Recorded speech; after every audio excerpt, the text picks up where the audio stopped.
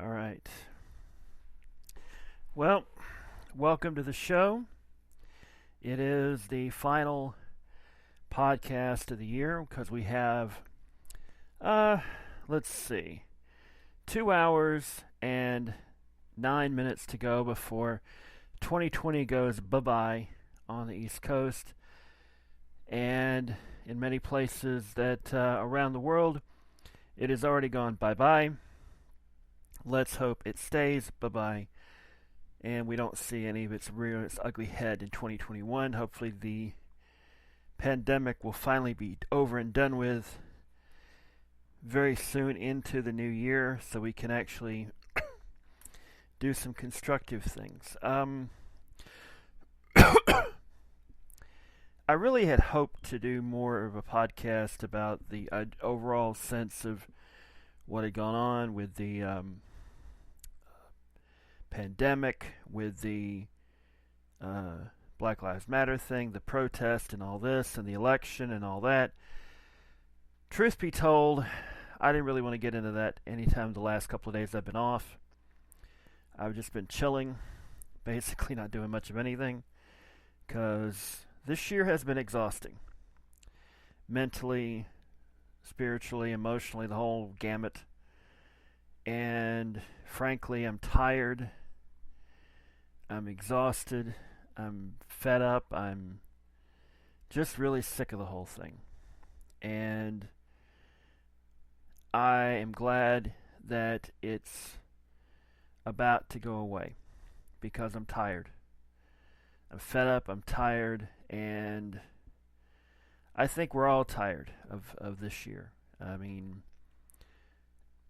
go back to a year ago, we'd heard something like this going on. There had been rumors of something in China and all that, but we had heard this stuff before. SARS, the bird flus and all that, we thought, our system will take care of it. We'll be okay. It'll be there. A couple people may die of it. You might see a few dozen cases and all of that, but we didn't think anything would come up to it because we've seen this stuff before. SARS back in, what was it, 2002, 2003, something like that? We got through that and maybe one or two people died and maybe a handful of cases. And it was a joke to some people, in the United States. But the truth is that this time around, we are getting our butts kicked by this thing. And there are a lot of folks who've denied this, thinking, oh, it's no big deal and all this. It's not that big of a deal, when in fact it's probably the worst thing we've had to face since World War II. You may say, well, what about 9/11? Well, for all intents and purposes, 9/11 wasn't nearly as bad as this. We lost 3,000 people in a single day, but the truth was that our economy bounced back pretty quickly. Within about 2 or 3 weeks, we were going after the terrorists that attacked us on 9/11, and within a short period of time, we had the terrorists on the run. We've been dealing with this ever since then. And one of these days, I'm really going to do a podcast. That's one of the things I'm going to talk about in a moment. Is I'm going to try and do some sort of a podcast every day of the year. It may just be 5 minutes. It may not even be that long. It may be a lot longer than that. Maybe whatever I think about during the day. So that is something I'm planning on doing, which is to devote some time each day to do a podcast.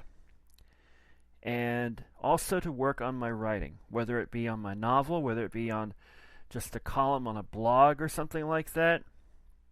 I'm going to try and devote myself to do some time for that. It won't be easy. There'll be days I'm sure I'll miss. There'll be days I'm sure I don't have the energy to do it. But I think, personally, it'd be a good thing for me to try and do one podcast a day, whether it be anything related to sports, whether it be something like this, which this podcast, the John Thomas Hill Show, is just going to be a personal blog from now on. Whether or not you see it or not, whether you listen to it or whatnot, it's going to be my take on the events of the day. Whether it be political, whether it be cultural, pop culture, geek culture, whatever you want to call it, whether it be sports related, whether it be entertainment related, and all of this, we shall see. I may do one a week of a watch along. I don't know yet. That's one of the things. Another of my resolutions is to actually take advantage of the streaming services I have, because I've noticed lately I've not been really taking advantage of them like I should, because I do pay for them.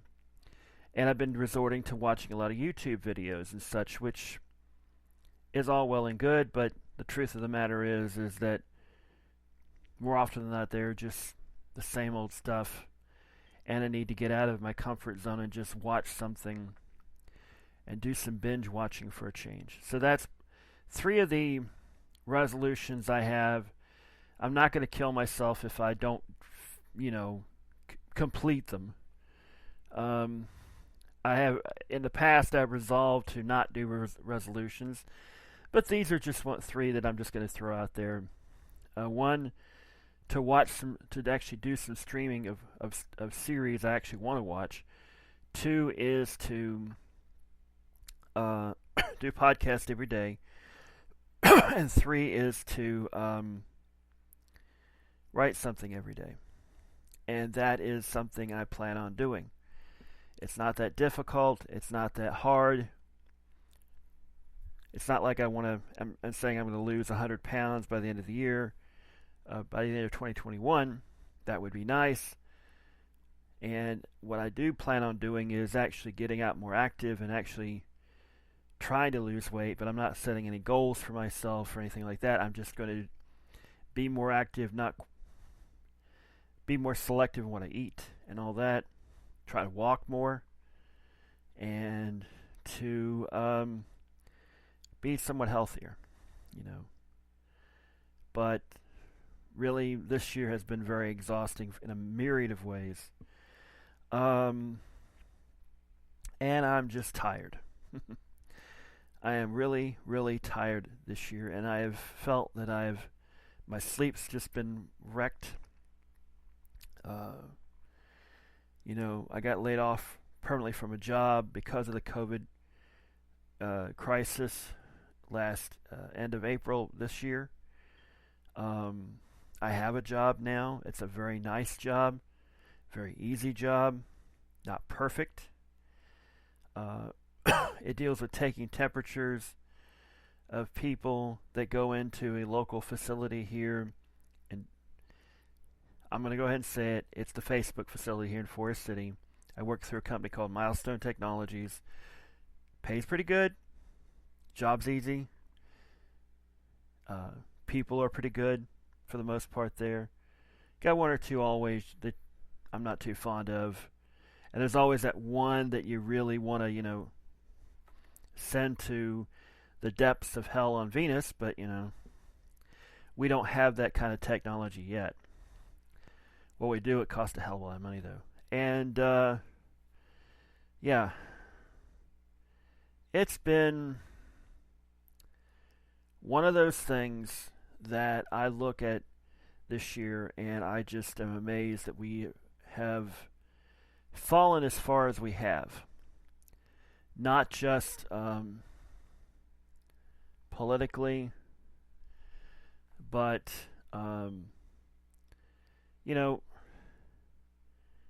this was something that should have brought us together. Neighbor helping neighbor, people helping each other out, to survive the biggest crisis this nation has faced since World War II, in my opinion. Well, why have we failed that? I think you can pretty much guess what the biggest answer is, and that is a failure of leadership. And I'm not just talking about Trump and all that. There are plenty of people who failed on both sides of the political aisle. Some who've done well, some who haven't. Some leaders who have chosen to ignore this, or to belittle it, or to downplay it, because their political benefactors are more worried about money than people.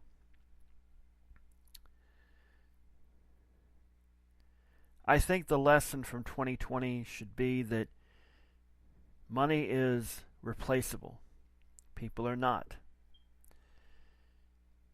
We have lost something on the record, 330,000 people because of this thing? We have lost 1 in every 1,000 people in this country to this thing. By far the worst rate of any industrialized nation in the world today. Now you may say, well, what about China? Well,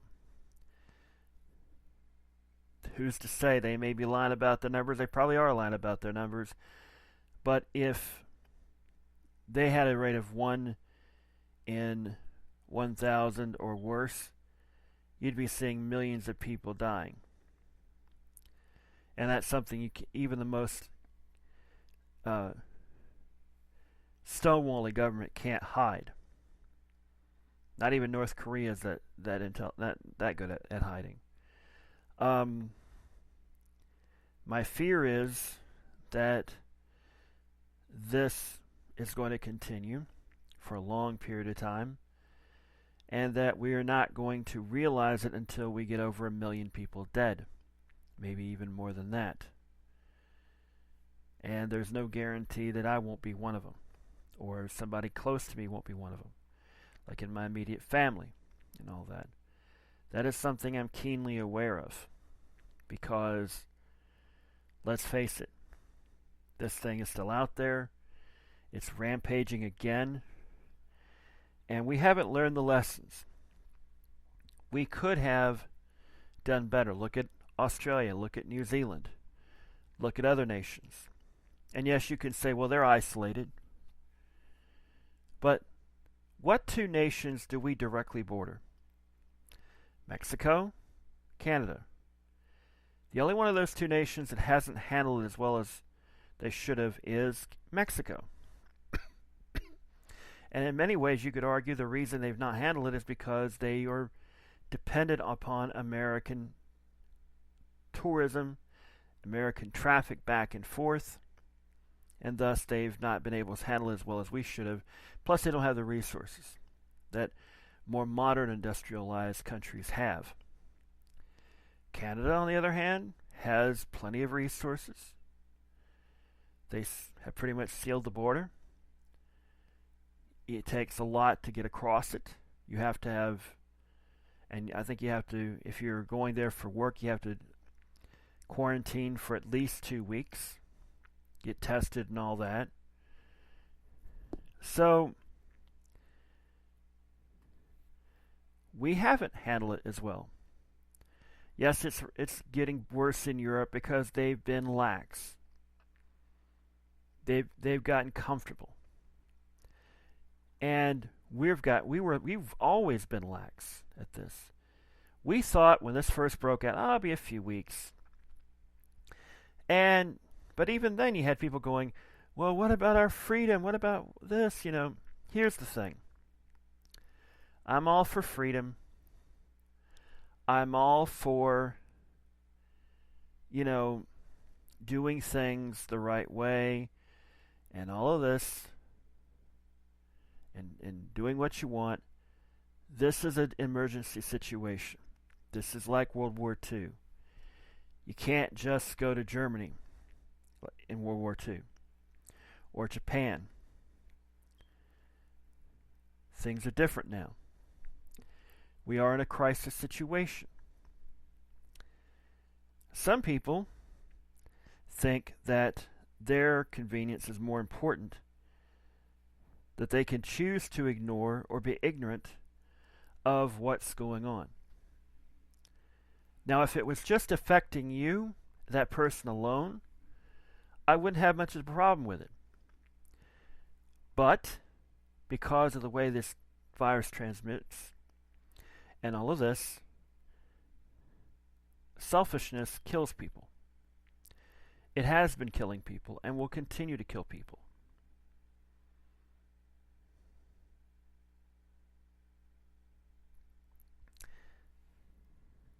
There is something called coronavirus fatigue. People are getting tired of it. I have long since gotten tired of it. I'd love to sit here and tell you that I want this stuff to go away. To completely go away. To never have to deal with this again. But I can't. I can't for the simple reason that doing that would be disingenuous. We're dealing with a crisis that we've not had to deal with for over a century. Not since the Spanish influenza of 1918 and 1920. Now you're going to say, well, they were able to keep stadiums open, stores open. If you look at the history, there were situations where they didn't. If you look at the history, there were situations where they had restrictions, where they had things like this. And there was always people that did want to wear a mask. You had anti-mask leagues and all of this back then because they were ignorant. But that was then, when we didn't have the information we have now about transmissible diseases.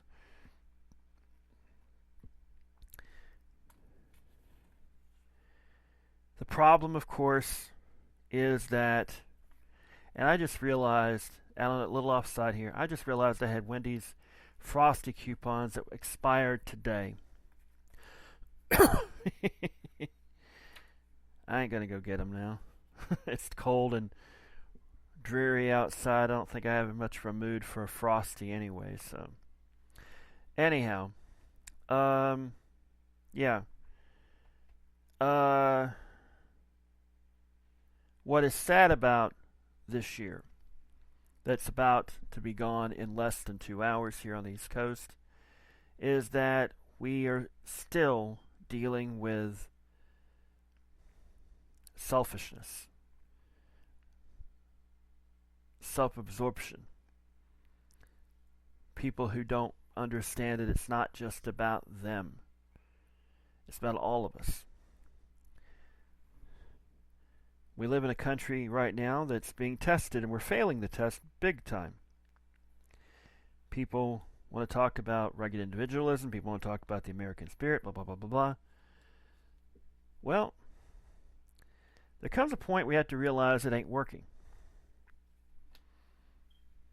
And there's a saying that you can only do so much, the same thing, before you realize, doing the same thing over and over again, expecting a different result,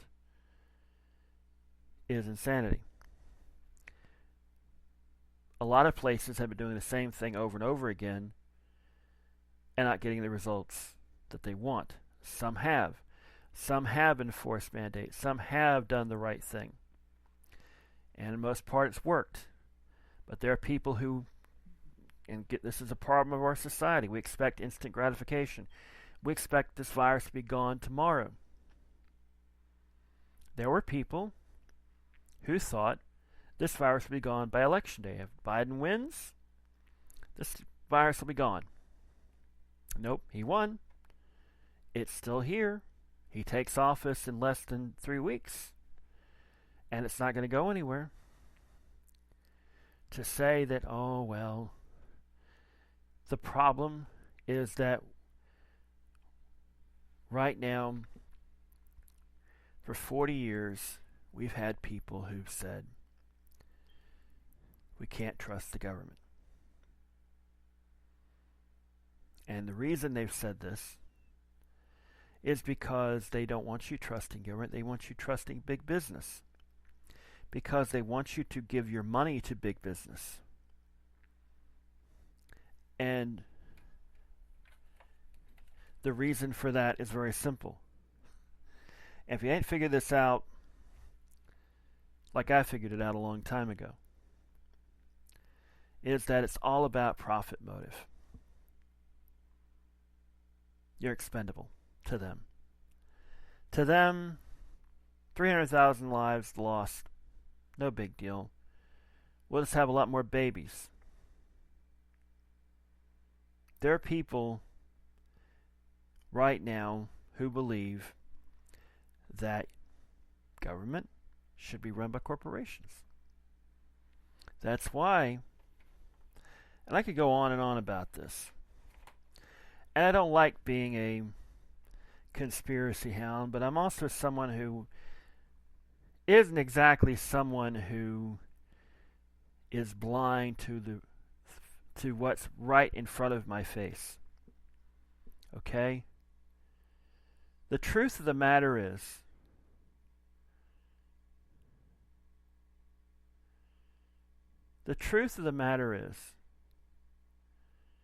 right now,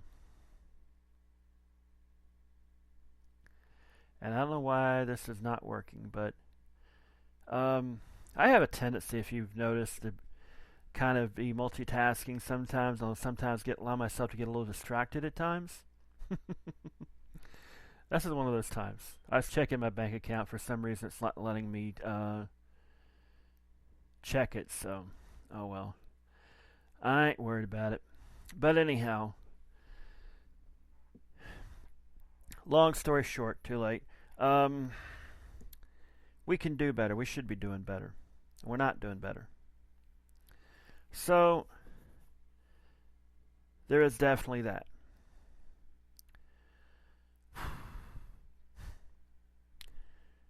I could go into the whole racial thing with the George Floyd thing and Black Lives Matter, but I've said it stuff before. You can go back in my archives and all that. But the truth of the matter is,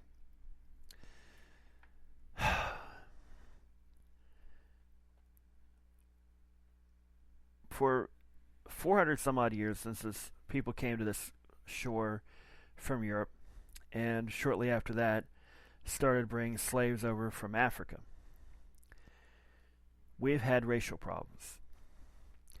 We haven't dealt with them the way we should have. The way that they've dealt with them in Australia, or dealing with them in Australia. There are people even now who believe that because they're white, that means that they're better than everybody else. That's not true. You know it's not true. They know it's not true. And it's a sad reality. There is no easy answers to any of this. Sometime later on this new year, I'll be more than likely on multiple occasions talking about this in depth.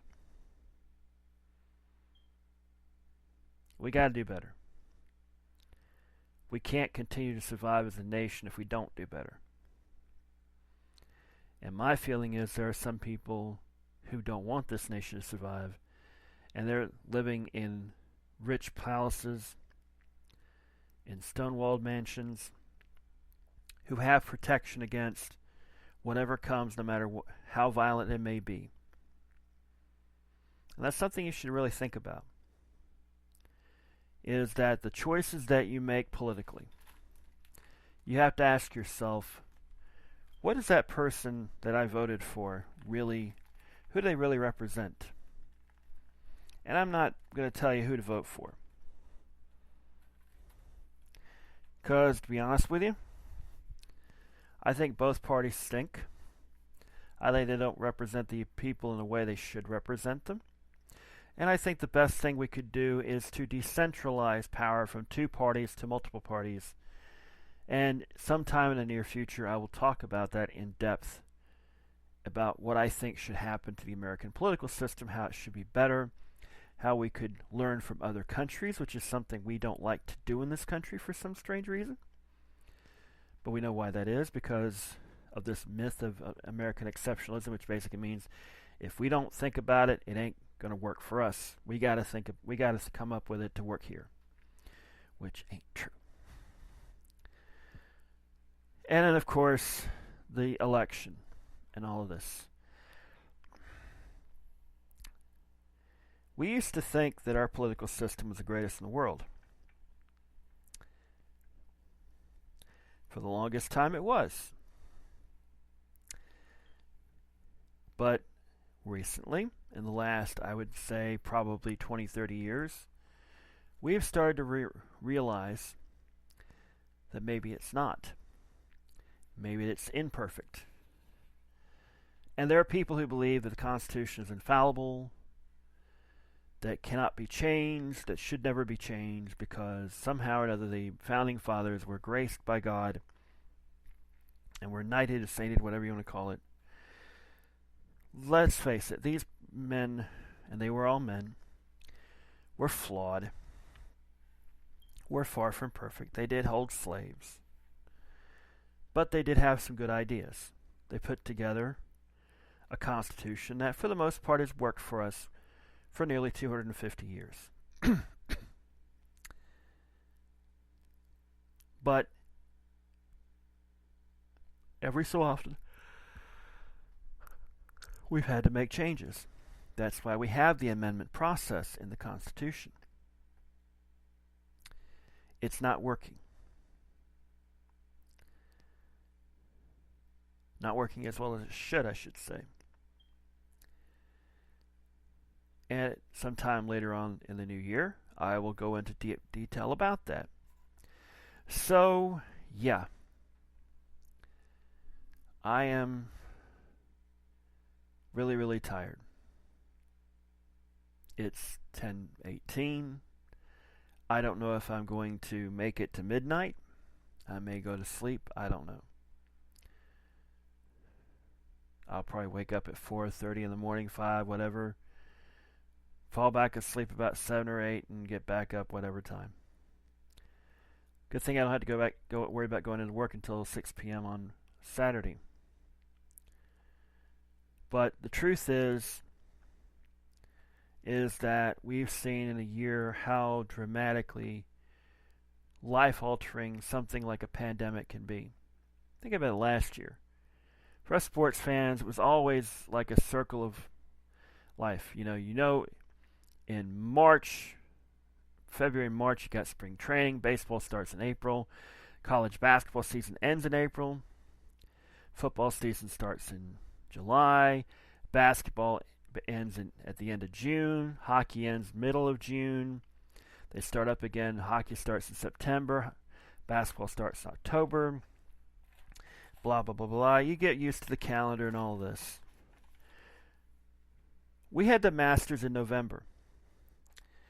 We had the Stanley Cup Finals in September. The NBA Finals in September. I think it may have even gone to October. It's been a long year. If my memory ain't perfect, so what? I'm old. I'm getting old. We had the French Open in the fall. We didn't even have Wimbledon. We had sporting events with nobody there. No fans there. Or very few fans there. We've had a lot of sporting events canceled because teams were getting infections. It's the most bizarre year anyone currently living has seen. Unless you're old enough to remember World War II. And how disruptive that was. Some will say, well, what about 9/11? It didn't really disrupt us that much. Yeah, if you had to go to the airport, you went from getting on your flight pretty easily to having to go through security lines and take off your shoes, and you couldn't take certain things on the airplane or whatever. But all intents and purposes, it's not really changed that much. I'm old enough to remember what it was like before 9/11. Some of you out there weren't. My mom, God rest her soul, if she were still around, she could probably tell you what life was like before Kennedy was assassinated. She was 24 at the time Kennedy was assassinated. And there are people right now who probably know what it was like before Kennedy was assassinated, how people felt about the country. and how things changed after he was assassinated.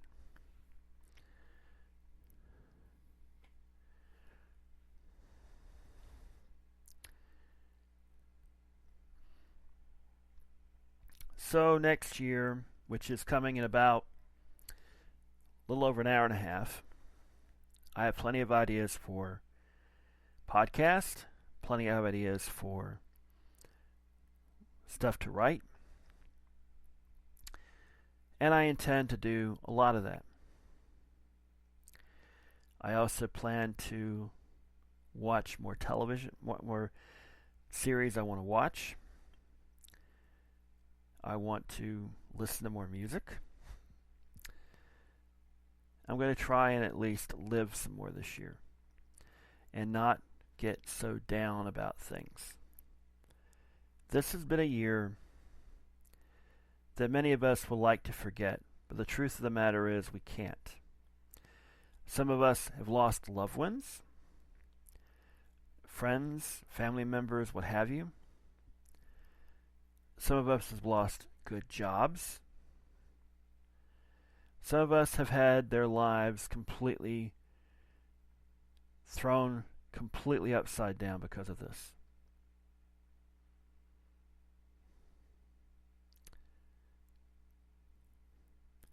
Tomorrow, and I intend to try and keep my promise about this, I'm going to talk about the lessons we need to learn from 2020 and how we can apply them to 2021.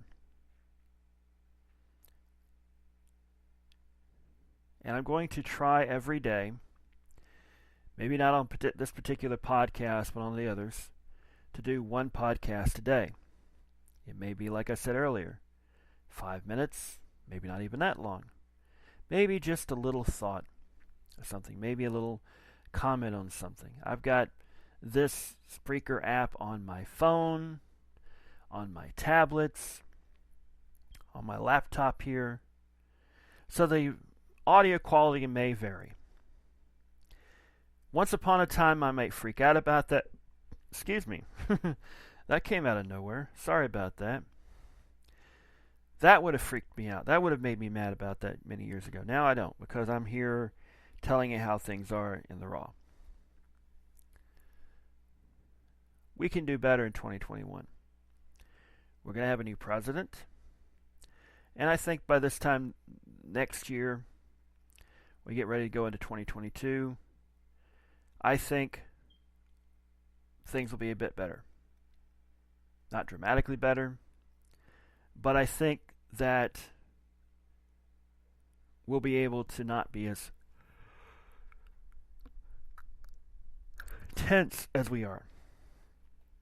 I believe the pandemic will be, if not virtually eliminated, on the way out. I think people will be able to go back to sporting stadiums, clubs, eating out without worrying about, 6 feet and all that necessarily. How far into next year we'll have to deal with that remains to be seen.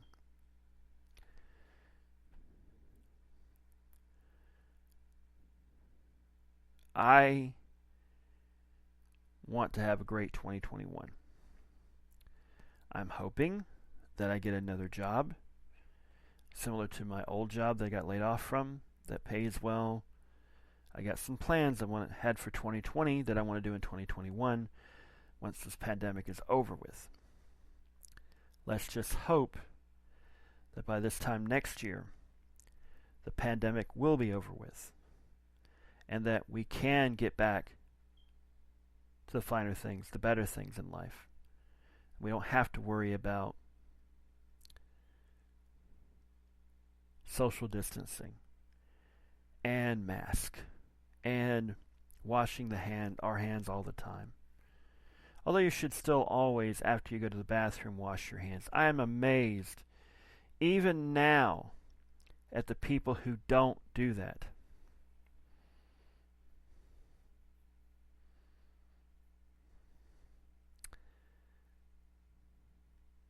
Got to change things, people. And in the coming weeks and months on here, I'll get into that from time to time. I'll try to talk as little about that as possible, because that's going to be very depressing. But I'm going to try and talk about some happy things, some good things, and all that. But such is life. So I am going to get off here, relax. I don't think I'm going to watch the ball drop, but I am going to rest up. And tomorrow, I will get back on here and talk about the lessons of 2021 or 2020 and how we can apply them to 2021. So, for everybody here, which is just me, I like saying that though, good night, good luck, and may the good news be yours.